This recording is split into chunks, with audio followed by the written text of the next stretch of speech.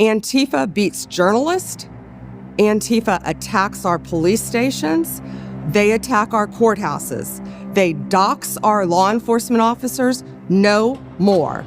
They are a terrorist group, and we are coming after them. We are here at the White House today to unmask Antifa, to follow the money all the way to the top. If you want to get to the bottom of who is fomenting this chaos and violence in our country, you must follow the money. I was a mainstream reporter in Seattle for 10 years before I quit mainstream media, in part due to its refusal to acknowledge the dangers of Antifa and radical left-wing violence.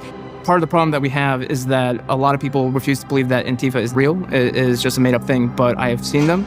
They are real, they are dangerous, and they are violent. They are an organized, systemic, international criminal enterprise. And what the FBI is going to do is trace the money, follow the funds, and find every single person that was involved in funding the riots and the violent acts of criminality that they are perpetrating on our street. I've watched Antifa brutally beat, harass, and threaten Americans in the street, but all of that ends with the Trump administration. I was brutally attacked and almost killed by Antifa in the streets of Seattle. All of my colleagues have been attacked. I can't think of a single one who hasn't.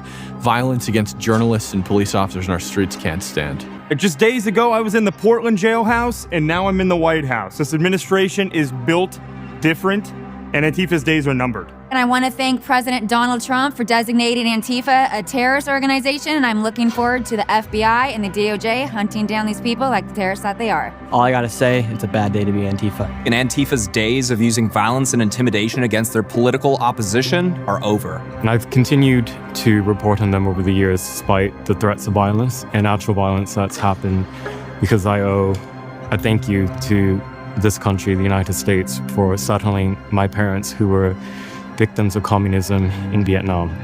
1 month ago, Charlie Kirk was murdered by a violent leftist. We all saw it, and we all saw thousands of leftists celebrate it. Antifa symbols were found on the bullet casings of the gun used to shoot and kill my friend.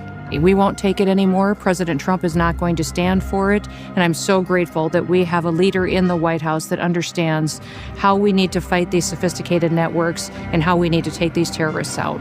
I've been attacked by Antifa, doxxed by Antifa, harassed by Antifa, but we're not standing down. We're now coming for you.